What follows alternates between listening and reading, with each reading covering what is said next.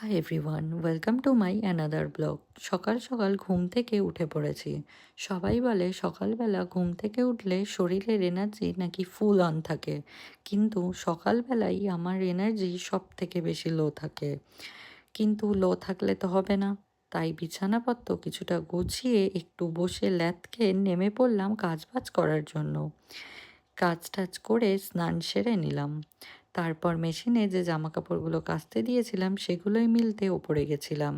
তারপর পুজো সেরে চলে গিয়েছিলাম আগের দিনে জামাকাপড়গুলো গুছিয়ে নেবার জন্য। তারপর লাঞ্চ কমপ্লিট করে একটু রেস্ট নিয়ে বিকেলবেলা রেডি হয়ে বেরিয়ে পড়েছিলাম ওই বাড়ি যাব বলে।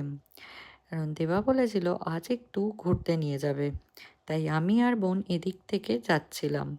ও বাড়ি গিয়ে দেখি বোন তখনও রেডি হয়নি, তাই ওর জন্য একটু ওয়েট করে বেরিয়ে পড়লাম আমরা হাওয়া খেতে। হাওয়া ছাড়াও খেয়েছিলাম লাহোরি জিরা আর এই সুইংটা, যেটা আমার একটুও ভালো লাগেনি।